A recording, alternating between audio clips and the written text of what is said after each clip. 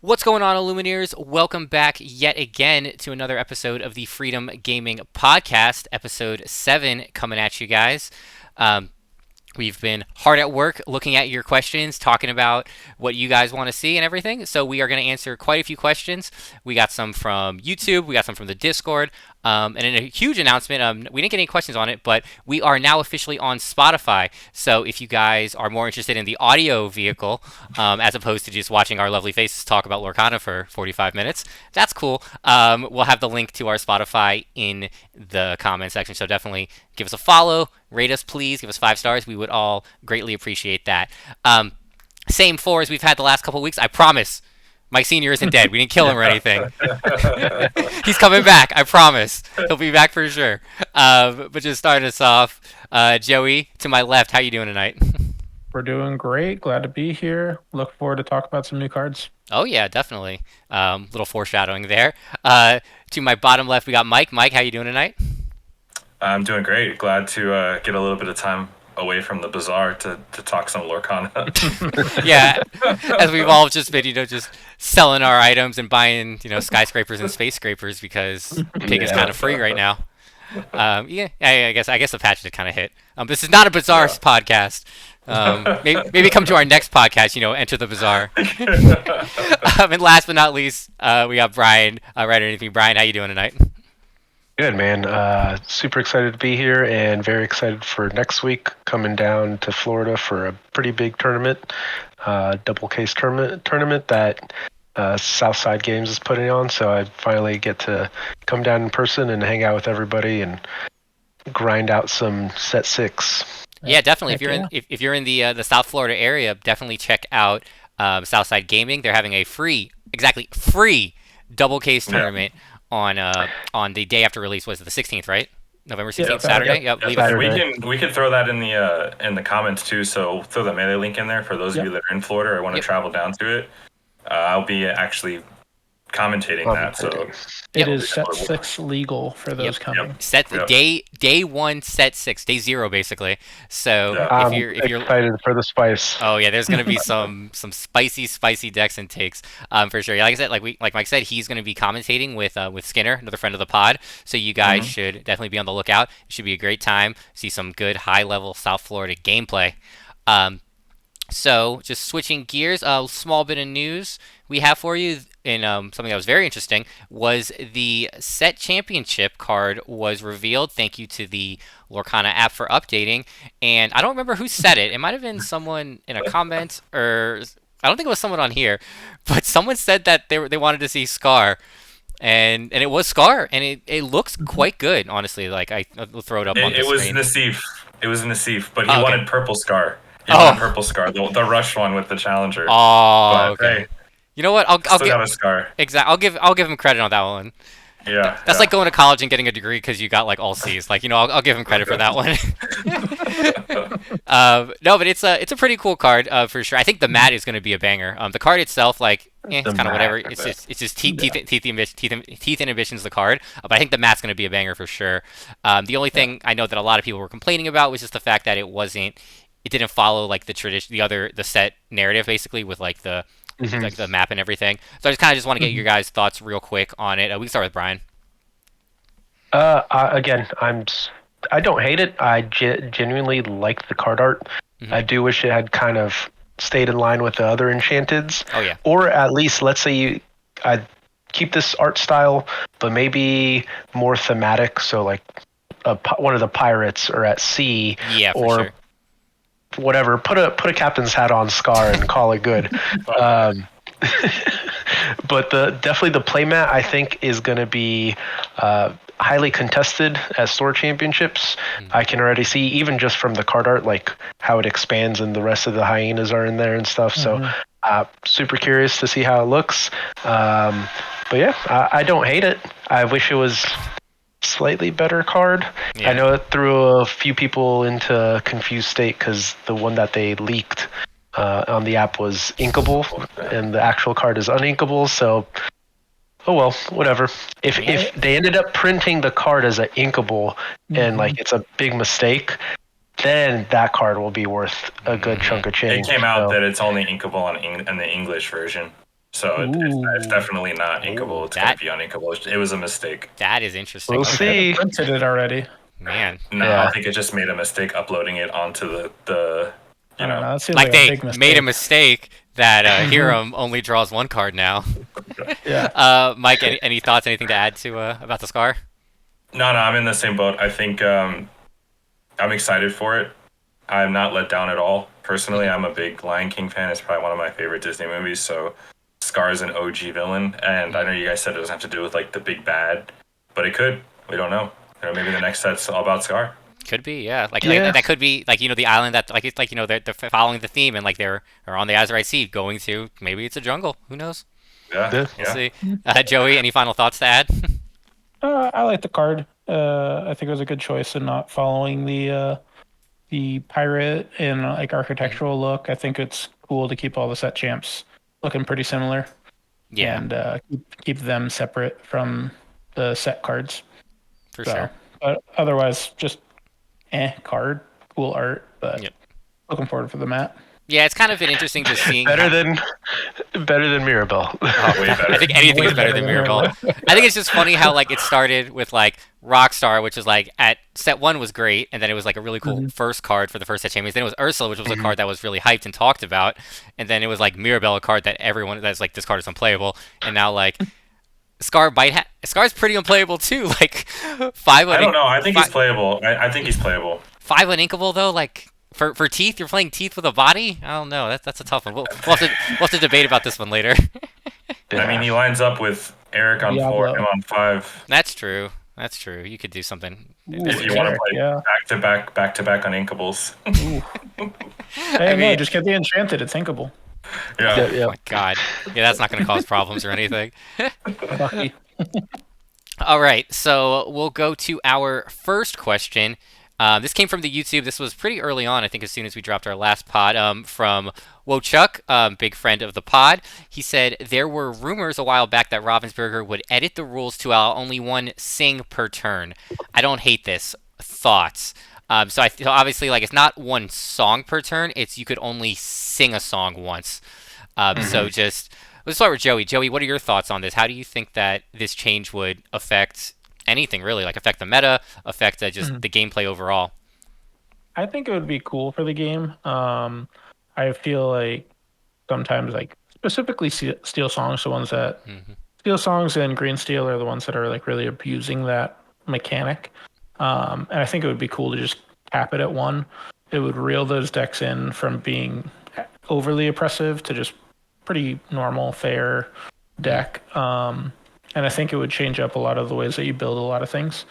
And it makes decision making more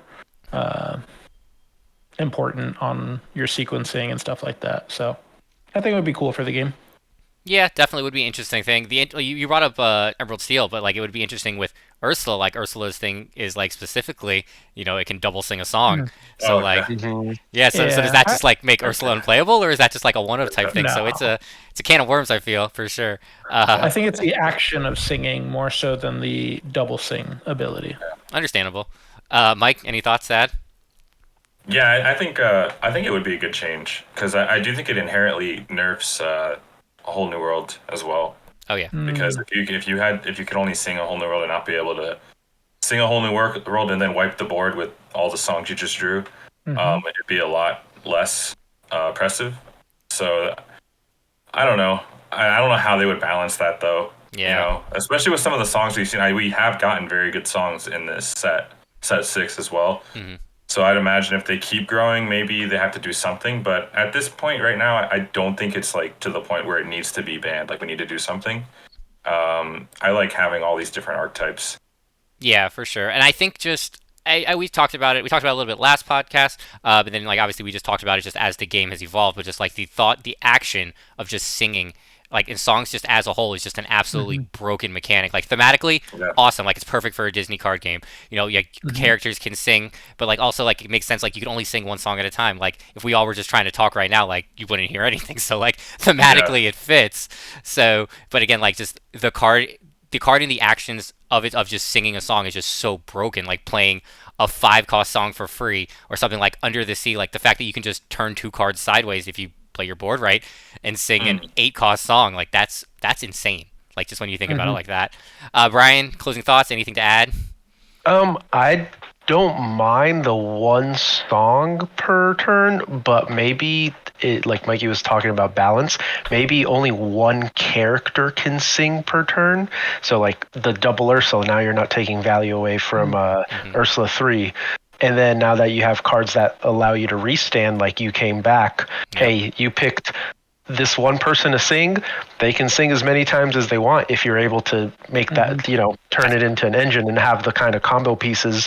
But I think that might be a better option or something to look at. Again, I think it's a decent mechanic now. We haven't seen anything completely backbreaking. Maybe again with like all these cards, if they start printing something cheaper, like I think it was an excellent choice not to make "You Came Back" a song. At that point, now you're talking about like some really broken plays that you can make. But beyond that, and sure, like maybe just have one character that can sing for that turn, but specific cards where like the group singing, Second Star to the Right or Under the Sea or something, those would allow you to kind of loophole that rule. For sure. Like any like sing together. Go ahead. Yeah. One last thought on it. I think if you look at Pokemon with the trainer cards, you're only allowed one trainer card per turn. One supporter per turn. One supporter. Yes. Sorry. So essentially, I think that would be something very similar. Where in that game, all your trainer cards, your items, like those are all free to play, and the powerful cards, which are the supporter cards, you only play one. So I feel like singing a song is very similar in that nature. Yeah, that's kind of so. Just again, as someone who played Pokemon for so long, it's thematically just like a supporter is like a person. So like a gym leader, something like that, like, you know, Professor Oak or something like that. That would be like a supporter, whereas a trainer is going to be like a Pokeball, something like that. So like that kind of just that's where the theme goes. So like similar to like how a song is like something that can be sung but an action isn't type thing in that same vein. So like so I think that's not a bad call either too, in that how it just fits that archetype.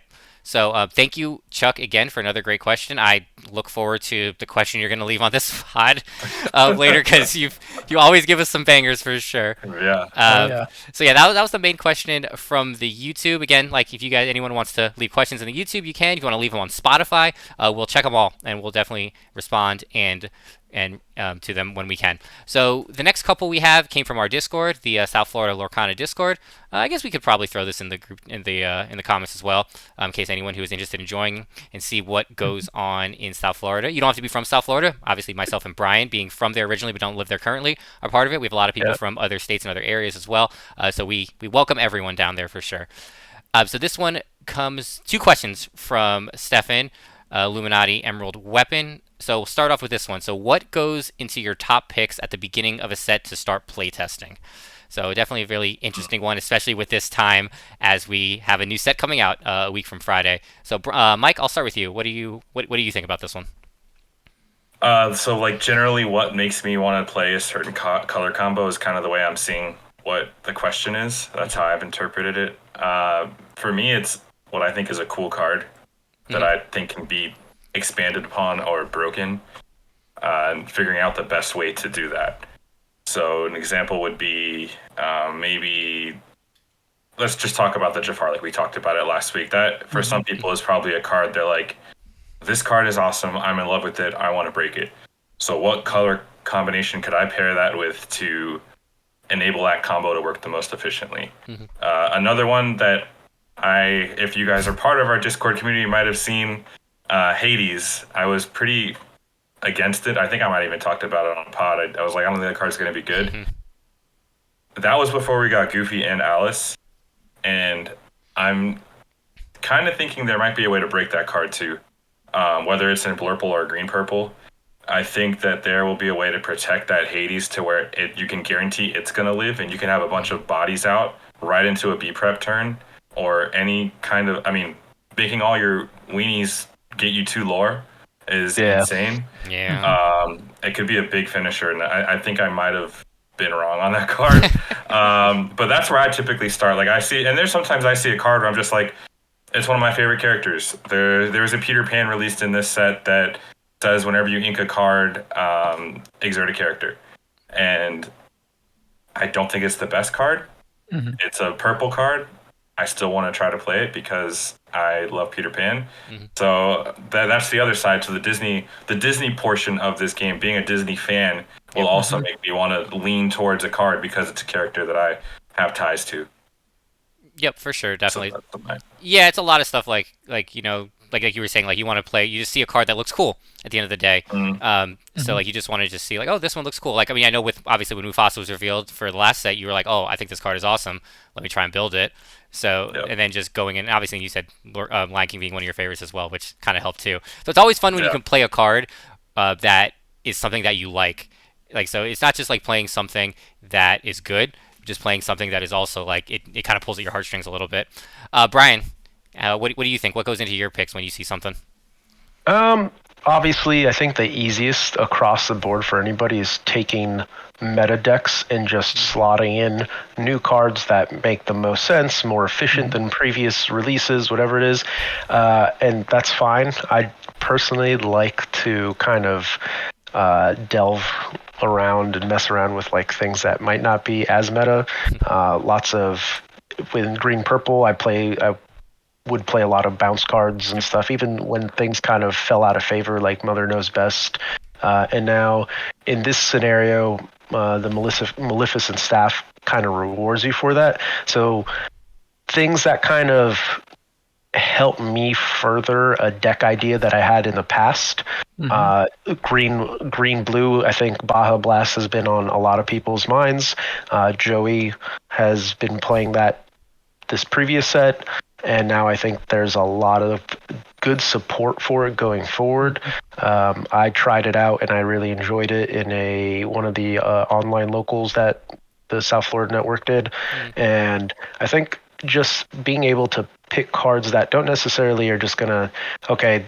I'll take 4 of these, swap out into another meta deck, red, purple, whatever it is, but being able to create an entirely new deck, have build it around an entirely new card, a new engine, and getting that new support. I think that's kind of what drives me towards particular cards instead of just kind of making adjustments. And maybe that's the smarter thing. That's definitely the easier thing. Oh yeah. But I think like Mikey with his Blurple deck being able to expand upon it and then eventually getting those end results, I personally felt like that brought more joy and more accomplishment in creating something, making it work, and then achieving those results versus just taking somebody else's idea, running with it. And that's fine. Not negging that at all. It's just I think it's a little cooler. Has the extra flair, and you can say, "Hey, I did that. This was mine." Oh yeah, for sure. Sure. Yep, definitely. Joey, any thoughts? I like to take 2 different approaches to it, like Brian was saying, where you take like a meta deck, you find some spicy new cards, and you kind of see what 3-0s, 4-0s you can swap out for new cards and kind of test. I feel like we did that with like red, purple in set 4 and 5. Where it was Every like, set all right, ever. basically. But it was just like red, purple was like set, and then we tried to like jam all these different cards into it, and then we just reverted back to the previous set and ran with it, and it was like, oh, this is better than everything else. I feel like green steel is going to be very similar. Yep. I think there's going to be a lot of cool cards you can throw into green steel, and then ultimately it's just going to revert back to last set. It's super efficient, a lot of games played. Whereas like online clients like Pixelborn and stuff like that, not being able to just like churn out reps, like really rewards that type of strategy. Just staying consistent, making minimal changes. And then the flip side of it, like what Brian was also talking about, where like creating a new archetype, taking a peek at new cards, new synergies, something like pirates and stuff like that, which hopefully we talk about a little more later. But like what I like to do when I deck build is go through the whole card base of the color combination that I'm looking to brew, and then I pick individual cards, and then I'll make like a deck of 70 or a deck of 40 or a deck of 50 of singles. And then it's like, all right, this card doesn't synergize here. This card synergizes with this. All right, this is a package. Swap this in and out, and then mess with numbers that way. Because this is an old conversation piece that we had in the Discord a couple months ago, where like 3 ofs instead of 4 ofs. It's like you get to fit more cards into the deck. You lose a little bit of consistency, but you can have a wider variety of card pool. Yep. So like messing around with card numbers and stuff like that, and single cards to synergize with different stuff is how I like to deck build and come up with new brews and stuff like that. Yeah, for sure. And I think we're also getting to the point in Lorcana that every color or color combination isn't just dialed into one archetype too. Like we're starting to get there a little bit. Like there are still some that are going to be played one way. Like Emerald Steel, for the most part, is only going to be discard. You can play it mill, you can play it a little more mid-rangey, but for the most part, like if you want to try and win a tournament, if you want to have your best results, you're probably going to play that more discard. Whereas, like you can look at something with like Amber Steel that had, and even just look at Seattle this a couple weeks ago. You had a Mufasa variant, you had a locations variant, you had just the standard Steel Song variant. So I think we're just starting to see more people able to elaborate and express themselves in different ways. Even like looking at something like Ruby Amethyst, also, which we saw the standard Ruby Amethyst. Kendall was a top seed, and as expected, but again, player as well. But then you had someone who made top 8 with a really cool burn list, gathering wisdom and knowledge, and just being able just to burn people out, which is a different take on it. I was more so probably like a set 2 take on it more than anything else. Like with that, a lot of burn. So it's just really interesting too. I feel how you can take the same color combination and just get it different places, and I think that's going to be really cool in like the next couple sets as you go to a tournament where you're going to see like someone ink a Robin Hood and play a Diablo, and it might not be discard. It might be something else.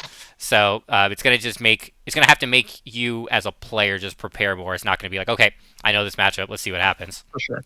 So, and just piggybacking off that is like I came in at set 3s when I started, and as soon as you saw the first 2 like colors, whether it was ink or card plate or whatever, you're like, oh, I know for the most part 95% of what this person's list is going to be. 100%. And now we're moving into the era of yeah, I think this is what he's playing, and then all of a sudden they start flipping all these other cards. You're like, oh man, what is going on?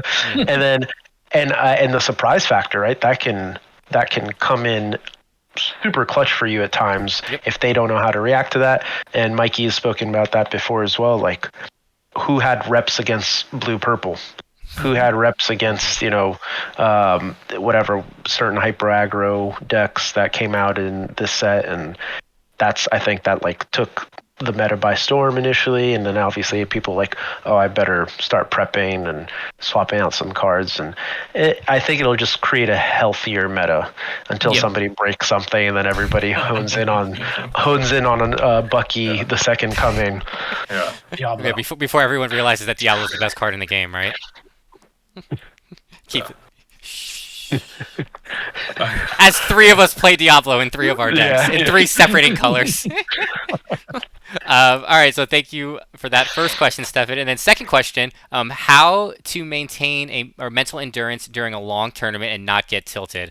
That one's kind of loaded. Who wants to take that one first? This question. Yep. All right, perfect. All right, Mike can lead us off then. I mean, I get it. I know I led the last one, but I love this question, and I have an answer that would have been entirely different if I was attending a tournament 10 years ago. It's perspective, number one, right? Like, remember why you're there. Remember you put the reps in and whatever else to be successful in something like that. I think that's something that is take a step back, right, and reevaluate. It's a long day. Like, dude, was it 9 hours, 9 rounds? At least 9 hours most of the time with the lunch break. Atlanta, oh man, Atlanta was brutal. Long day. Yeah. So what I would say, my easy answer is, if you have the resources to take a group with you, then that is the best advice I could give for a long-term day. I mean, we have this team, but we're really just a group of friends that have known each other for decades, right? So having people there that know you and know when it's time to back off or say, hey, get your head together, get your stuff together, like you got another round to go, is invaluable. I mean, and again, my answer would be very different 10 years ago. I would have said, You gotta grind, be ready, blah blah blah. It's enjoy the process, enjoy the journey. Yeah. Shotgun some Remember, Rockstar. yeah, it's perspective, right? Like you're out there playing a Disney card game, getting to travel to these really cool places. You're a part of the first year of said card game. That's probably going to be around for most of us are, having kids at this point. This game is probably going to be around for your kids to play later, but you're going to be able to play in the first year of it. So just enjoy that part of it. We're not all going to win. Only 64 people of 2,000 are going to day two, which is insane, right? So enjoy the process there so that when you do inevitably hit that goal, you can really look back and say, dude, I did it. Oh yeah. So that would be my answer. Yep. Brian, anything to add? 9 rounds in Atlanta. And you guys obviously were all there. 9 rounds was brutal. Obviously, there were some issues with the melee and whatnot. Oh, yeah. But I remember sitting down at dinner, and I was like, guys, I can't relax my shoulders. I was super happy that I made day 2 and stuff, but I remember being almost tensed all the way up. But again, having that group of friends, and it's funny because all the other DLCs I went to, same thing kind of happened. We all obviously hung out, but everybody else that you kind of know and people that you met from previous DLCs all kind of recognize you. They come up, but then you just have these tiny little quips of hey, did you drink some water? Hey, did you have a snack? People busting out Cliff Bars and other food, beef jerky. Hey man, do you need anything? And I think that's an awesome part of the community. But more so, I did it both ways, right?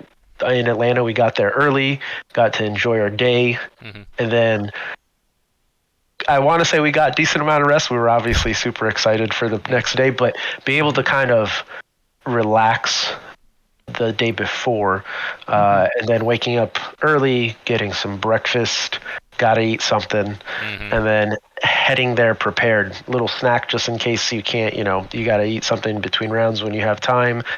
And like Mikey said, telling yourself you came here to compete, but also enjoy the time that you're spending with everyone else. And those in between rounds where you get to talk to your friends and just, hey, how was your results and blah, blah, blah. Obviously not everybody gets the dub every single round, but what bouncing off, hey, I think this is where I made a mistake. And then I remember you guys all nah, dude, you couldn't have played it any, there was nothing you could have done better there. Nothing you could have changed. Don't beat yourself up. So that plays huge into my mental state, especially 9 rounds deep. It's definitely comes in clutch when you have a good support system. And I think obviously friends are super important, and it's definitely the place to make those friends. Everybody there is passionate about this game. Talk to people, even your opponents, during the round. Hey, where are you from? How you doing? How long you been playing? And then I've met so many people that way, and getting to talk to them and bounce ideas off of them after, or having them come up to you after. So kind of veered off a little bit, but rest, eat, don't stress out about the things you can't control, and just hit every round fresh. Forget about the past mistakes. I mean, if you won, ride that high, but if you screwed up or you feel like you screwed up, you probably didn't. It's just card games, bro. TCPs, it's variance, stuff happens, but that's it. Don't beat yourself up. Joey, any thoughts? Yeah, I was gonna say something about the ending there is just have a short-term memory on the losses, and like you said, ride the highs. Don't get hung up on your punts, your misplays. Just get past them, get the game over with, get out of there, regroup with your friends, just relax, just try to keep your head clear. Maybe not even talk about Lorcana, just talk about something else to just keep your mind off it so that you can be ready to go for the next round. There's no way, dude. In between every round, everybody's that's an old golf trick. 2-1. That is an old golf trick. I agree, but and I think that's the thing is the mental aspect, and I'm terrible at it. Don't get me wrong, Yeah. I'm one of those people where it's like I know the right thing to do, and I'm terrible at doing it. Like I know how to work out really well. Do I? Maybe not.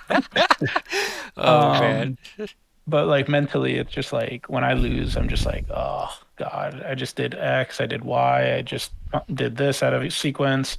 But like when I win, I'm on top of the world, and so it's like trying to shake that and just get past it.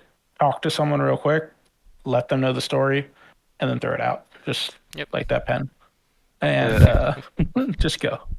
Yeah, I think it's definitely super important to make sure that obviously, like they said, like eat something, drink water, take Advil. Like I always have a thing of Advil with me, and everyone's always like, "Man, I got a headache." I'm like, "Oh, perfect. Here you go. Drink some water, take some Yeah. Advil." Always have that with me. I've always had. That's always been something that I've done just for all my years of just playing fighting games, trading card games. Just always good to have. Make sure you drink the water. That's something that I have not been. I've been better about as I've gotten older. When I was younger, I used to just play 9 rounds of Pokemon and then just like not drink anything except for my lunch break. And Dehydration. bro, those headaches were real. But it was great though, because I was like 8-1 going into top 32. So I was like, man, I'm just cruising. So who cares? Um, Yeah. but so just making sure that you just do that. One thing that I always do, like you guys will see me. We'll talk after a round, but I'll just go take a walk. Like I'll just walk to the bathroom. I'll walk to the other side of the spectator room. I'll go look at the vendors. Am I buying anything? No, just gives me just time just to be by myself for a second, just to kind of decompress, come back after talking to everyone for a second. Like it's cool. Like I enjoy seeing how everyone does. I'll go. I One thing that I do that is, again, this is just me. I really don't like to watch other people's games too much after I'm finished playing, because I'm kind of just done with it. Like I'm like, I just played my 40 minutes. Like I'm good. Like you'll tell me what happened. Um, but every once in a while, like I'll like if it's closer, if someone next to me, I'll sit around and watch. Yeah. But kind of just like disconnect for a second. That's good. Like one thing we did a lot in Toronto was we would go up to the lounge up top, like which is great. So yeah, have that status. So that was one thing that was really good. Just got us away from everyone else. There was no other Lorcana players up there, so we would just go get a drink, get something to eat real quick, if there was snacks or anything like that, and then just go back down. So it's just nice just to kind of decompress and just like disconnect from the Break game. away. Yeah, exactly. Like you know what you're there for, and you know you're gonna play it.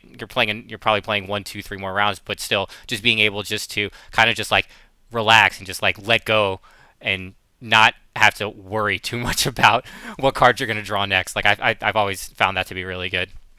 Mm-hmm. Something else you And then want to add, just Brian? Yeah, I guess like also leading up to the tournament, I know everybody's practicing and playing a bunch, but making sure that you kind of know your limitations in terms of like not burning yourself out before you get to the main event, right? Yeah. Like don't stress yourself mentally like I need to make this change, I need to make that change, and then play every single day leading up to your travel day, travel, get there, play a few more things, see how you feel, but what you don't want to happen is like, and I've seen it time and time again where people like, oh, this is what I'm bringing, this is my 60 cards, and they play against whatever, and maybe it's like variants, or they just played against the wrong color. Yeah, they play against like the one color combination, and they go horribly in that testing round, and they're like, I don't know if this is what I want to do anymore, or I need to make last minute changes. And meanwhile, they've been practicing with the same 60, and now they want to make all these changes, and it like tanks their confidence. Fly in, enjoy.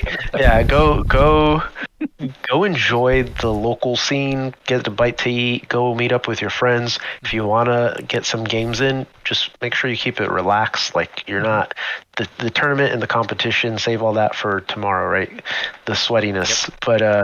But don't burn out before you even get to the main event. Yep, that is huge for sure too. Good call there.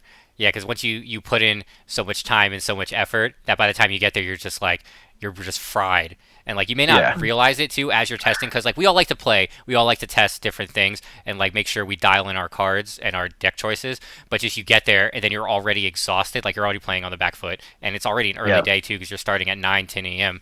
And depending if you're traveling to, could be a different time zone. Like I know, like going to Vegas or Seattle was a 3-hour time difference, so that is a big deal, and that makes a lot of difference. So thank you, Stefan, for those two great questions. Great questions. As more so, not necessarily about the game, but just more so just about, or like the metagame wars, but just like preparation, which is again a huge part of this game as well. So thank you for those questions. Next up, we're gonna keep this one short. Mike said he wants to talk on it, but from the Discord as well, Brandon asking why Red Steel is now finally viable. So Mike, you said you wanted to talk about this one, so Viable is subjective, I think, but I do think there's some more there. I think anytime you put a tutor card into a game, there's something there. And the Island from the Sea song, the 3-cost and inkable, that tutors a location, that's pretty good. I think if Red Steel is going to be successful, it's going to be a location variation, in my opinion. Think similar to what the pirate deck was before. I mean, if we look back to the early set 3, yeah, it was like day 2, Yeah. set 3, the aggro pirate list. and I mean, there's a lot of pirates in the game now that weren't in there before, and you have that reach, so it can kill Diablo. It has a lot of ways to kill Diablo, so that's like the number one check, right? Like, okay, this deck kills Diablo. I think that the question to be asked is, does it draw enough cards to stay relevant? Yeah. Because that's what makes purple so good, right? You're not pairing with any of really the card draw colors, so like your yellows or your purples. You're playing red and steel, which inherently don't have a lot of cards outside of Whole New World, I know. But I think it there's something there. I haven't done enough testing on my own or really dove into those 2 colors to say, here's the list. Everybody go. It's a viable deck. But I do think that it's in the best. Those 2 colors are in the best position they've ever been. Yep. I think that the viability of it comes from the mini, the inkable, or you ink, get the location back, the tutor that's like your pseudo card draw. And then you add like a dock because you're already playing like the Dwarven Mine package. But I really think that what makes it good is you play mini, get back a location. You can sting the tutor card to get a location also. And then Jim Hawkins becomes really good because you can just tutor the location that you didn't have in your hand to play with him. So like all those little like small synergies and like pseudo card draw really becomes more efficient, because one of the big detriments to Jim Hawkins was you would draw him and not have a location. Yep. Now you have what, 12, 15 locations that you're probably going to play in that deck. If not more. Plus four tutor cards. And then you also have the mini. Exactly. As we're talking about it, we should just deck build it. But because John Silver, with mini out, you're almost never questing for less than 1. Yep. Right, with mini, because you could get like a 1-cost Jolly Roger or something to throw out there for 1 and give him an extra lore and 1 resist. Yep. I also think it's going to depend on how relevant steel is in the meta, right? Because if it's not steel, it's easy to kill John Silver and a lot of those other things. Like if purple red is still a top tier deck, I don't think that red steel deck will be good into purple red personally. I really think purple red is going to be dependent on whether or not staff sees a lot of play. If staff sees a lot of play, I think that's going to hurt red purple a lot. I don't know. Well, I need to test a lot, but as Mikey mentioned earlier, staff might be slightly overhyped until we're able to really pinpoint the decks. And I'm saying this so the enchanted staff prices come down. Come on, brother. Take the staff prices. Stonks down. Yeah.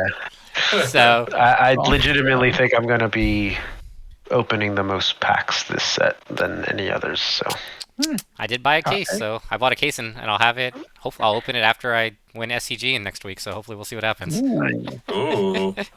Big words, That's right? You're going to SCG. Everybody else will be down in South Florida. Yep. And you'll be at SCG. Yeah, exactly. Close enough.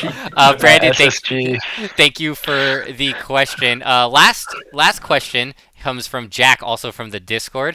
Now that the full set is revealed, we need each person's prediction on most impactful meta card of the set. Great question. So let's start with Joey. I think Joey has. All right. Yeah, we'll start with Joey. I'm gonna make it 2. Okay. And because they're my favorite color, Sail the Azurite Sea. Took the layup there, buddy. Christian Man, Blue. you really Yeah, really went on a limb on that one. But then the other one is, let me just pull it up. I just don't want to butcher his name. Hadashi, I think it is. Oh yeah. Tadashi Hamada. The 3-drop uninkable 2/2 quest for 2. And then during your opponent's turn, when this character is banished, you put the top card of your deck into your inkwell face down, then put this card into your inkwell face down. That card has been overperforming for me in my testing, like insanely. It gives the opponent the choice, which is not necessarily always the best card ability, but if they leave it alone, it's questing for 2 every turn. It's good battery. If they deal with it, it's ramping you 2 into what I've been playing it with is green blue. Your Clarabelle's on 5, like hard cast Clarabelle. Mufasa on 5, Mufasa on 6. Like the ramp that it's providing is crazy, and if it just sticks, it's just going to end the game very quickly as well. Oh yeah. So those are my 2 cards. Tadashi is definitely my favorite. Like, didn't think about it too much before, and I think it's going to be busted. Oh yeah, for sure. It is definitely a very scary card, especially with the fact that it quests for 2. If it quested for 1, it really wouldn't matter. But the fact that it quests for 2, wouldn't worry. Yeah, you wouldn't even matter about it. It was like Gramatala in set 1. Like you let that thing go for like 5-6 turns or make them crash it into you. Yeah. Like that was like barely like it was played. 2. What? Yeah. Getting 2, it's Gramatala just like way better in every way. 100%. Brian, your thoughts? I'm only gonna pick one card, but I think it's gonna be You Came Back. That one, number 1, got a phenomenal enchanted. Yep. Number 2, so you already get the flex. Big. But also, like earlier this week, Joey got to untap his Mufasa twice in one turn, so quested for 12 along with, I don't know, playing a million ink. 20, 24 at a minimum. I didn't watch it, but like at a minimum 24 ink to play with. That's crazy, man. That is insane. And then played a Clarabelle in that, so that at the end of the turn I drew like 8 cards. Yeah, Clarabelle, and then you have the ways to protect it now with Goofy. Clarabelle is super clutch, and then Basil too. Like, there's so many cool things that you can do, but that's going to be my pick. Somebody, the Mufasa, whatever it is, somebody's going to find a way to absolutely break that card, and I'm here for it. Yep. Hopefully it's one of us, but I love it. Yeah, we'll see. Because the big thing with You Came Back is that it's just ready a character. It's not like ready a character, this character can't quest, like, which is the other one is Beast, Relentless. Right? Yeah. For every damage and stuff. Damage, so yeah. That's true. Another good one too. Mike. So I have 2, but I only have 2 because I have my dad's as well. Oh, okay. So he told me, because I had him give me a card. Well, I do like this card, but I wouldn't have picked it for a meta shaping card. But it's Peter Pan Neverland Prankster. It's a 7-cost green card that he does like it's this a card. 4/6. Yeah, I mean I like this card too, so I'm not gonna lie. Character enters play exerted, and while he's exerted, each opposing player can't gain lore unless one of their characters is challenged this turn. So essentially, it shuts off all location decks for at least a turn, right? Because none of the locations will gain lore at the start of the turn. So that's the main draw to it, I guess. It's 7 cost though, so it is a pretty steep price to pay. If there's a way to cheat it out, Hades, maybe? Like the green Hades that you can sack a Peter Pan, get a Peter Pan, be a way to, I guess, get it out super early. But a 3-card combo to just stop lore gain, I don't know. If it had a bigger health stat line, it's only 6 health. Quested for 2, I think it would make it viable. But a 7 cost that doesn't quest for, or just quest for 1, just seems iffy to me. Yeah, it's tough sell. It doesn't have a hard break point at 7 either. 6 is pretty easy. Maui, Fox plus something else. Like, I think the card's interesting, but I think it's interesting too. I don't think it's going to shape the meta yet. But hey, look, if the whole meta is location decks, this card could be really good. It's 4 of. I don't foresee that. But my pick is actually going to be The Islands I Pulled from the Sea, the song I mentioned a little bit ago. Tutors are really good. So tutor is just when you go through your deck and grab a card. So this says, again, it's a song 3 cost red. Ruby. Search your deck for a location card, reveal that card to all players, and put it into your hand, then shuffle your deck. So as we get more locations, this is just going to get better and better. I think this card is going to be a staple, not only for the meta now, I think it's going to continue to be good just as well as that mini we mentioned. There's going to be some cool combos that are going to come up with this card, I think. Just Jim Hawkins even. Like, if you have a character out, sing it, slam I mean, Jim the Hawkins. fact that Mini, Jim Hawkins, and it are all in the same color is great. Yeah. Yep. And you can slam the exact location that you need for that turn. On that turn. Rush Speedway finish line. Yeah. Oh, that'd be actually there's- interesting. Yeah. Yeah, there's a lot of combos for sure with it. I really, like you said, I think just Jim and that song alone could swing games. Like we always talked about Jim being, okay, this win more card most of the time because you have all these cards in your hand to be able to play that out. Now it's just this and Jim, and you can go find whatever location's the best suited for your situation. Yep. Yeah, tutors are good. Tutors are good, so this is my pick. You heard it here first, guys. The Azurite Sea. Yeah, you heard it here first, guys. Tutors are good. You heard it here first. Mike Maloof, 2024. And it's also a very nice enchanted card. Yeah, definitely for sure. Literally, dude, tutors are good is my Michael Scott, Wayne Gretzky quote. Oh man, that's good. Yeah, I like. There's quite a few cards that I like. Obviously, Sail the Azurite Sea, I think that card is unreal. It's probably the best card in the set. Like, to be completely honest, as a common, it's unreal. Yeah. It's unreal. It fits into so many decks immediately. Like, it's immediate 4 of in Sapphire Steel. It's immediate 4 of in Ruby Sapphire. Even in probably in Blurple too. It's an immediate, at least a 3 of, maybe not a 4 of, but it fits into so many decks immediately. So like I'm not gonna take the layup like Joey did. Well, one of us had to be completely honest. If we consider ourselves true competitive players. But for mine, I obviously staying in Emeralds. I'm a big Emerald Steel player. I have been since set 2. It's always been the colors that I've liked, that I've gravitated towards. I like Honey Lemon a lot. I think she's super cool. Quest for 2, 1/1, player for 2, and if you pay 2 more, you make your opponent discard a card. It's basically a Friar Tuck, but couldn't potentially impact you. Yeah. So that's kind of why I like that card a lot. And then one that I think is very interesting, and I currently play one in my Emerald Steel list, is Go-Go Tamago. He is very, very cool, just especially when you're playing already in Steel and you have so many damage spells in so many ways. She. Is it a she? Yeah, oh wow, definitely a she. I don't think I've even seen the movie, to be completely honest. I started watching it. You gotta watch that movie, bro. I started watching it this week. I've seen clips on TikTok. Like, I saw like there was something with like the bots or something like that. I've seen like disrespected And then there's Go-Go. a post-credit scene. Like, come on now. that mov's like 8 years I need to old. watch it.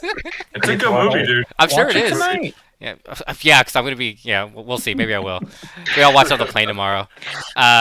So I really like her a lot. Like, just being in Steel so much, that just being like, you're already like, you could do something along the lines of play a Zeus, gain 5 lore immediately, or maybe something you already pinged a couple times, or you double sync some Strength of Raging Fire with Ursula to get. Maybe you move Fasa up to like 7, 8, or I guess 8 damage, because it'd have to be even number.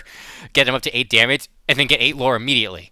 Like, I think stuff like that is definitely very interesting to see. And I don't know how meta shaping it's going to be, but I think it's something that will be something that you will have to kind of play around. Like, you don't want to necessarily leave damage on the field, essentially. Or you could see someone like go into It'll be like Goat. Yeah, it could be like a weird goat, a weird goat in Emeralds. So Well, it's another card that, like, for reach, that as the opponent you have to think of as an out. yeah, Like, you have that, like, now you came back, you have that, like, Lucky Dime. Like, these are all cards that, like, can just out of nowhere just win the game. Yep. And, like, these are now things that you have to play around to make sure that you're not losing. And as an honorable mention, I think we kind of have to mention Oswald. Like, Oswald is kind of ridiculous. There is a lot of potentially very good cards in this set. Yeah. I think it goes without saying, like, there is a lot of cards out there that are like, okay, this could work, or it could just be really bad. Mm-hmm. Two we didn't mention is Goofy and Alice. Like those are two probably meta cards. They're gonna have a place. Simba, like there's a lot of really good cards in this set. I think this set is really good for like the future of Lorcana. I think this is going to be a set that we pull back from a lot of different cards. Yeah. Very similar to like set 1, where it's like you see set 1 cards throughout all of Lorcana so far. I think this is going to be another good set. It's actually kind of funny because when you think about it, probably the banger set was probably Rise of the Floodborn. Honestly, like if you think about it, there was just so many cards that came from that set. They kind of just like shaped a lot of stuff. Like you had Bucky and John, like so you had like the discard package come in. You had just expanding on Emerald Steel, a goat, rabbit, bounces, like all that kind of stuff. So I think it's one of those things you look back, you're like, huh, this set was actually really good, and we didn't even realize it. Tragic Hero came from that set, so very interesting stuff. So thank you everyone for your great questions, comments. We definitely appreciate them. They gave us some great topics to talk about as we get to close to an hour per usual. It seems to be almost our perfect time. So good luck to anyone who's playing in any tournaments. I don't know if there's any big 1Ks or anything coming up. Obviously, we have SCG next week. We have Set 6 coming out next week. The big 2Ks tournament in Florida we have. And then at the beginning of December, obviously, PAX Unplugged. Those events just got revealed. There's nothing kind of crazy. If you go 3-0 in a constructed event, you get that cool convention playmat. So looking forward to... Hope you guys look forward to losing to me in a couple of those. I'm just kidding. Where am I? Where are you? So thank you everyone for your questions. We look forward to answering more of these going forward. For everyone else in Freedom Gaming, per usual, I am John. Hope you guys have a great rest of your day or night, depending on when you're listening to us. Peace. See y'all.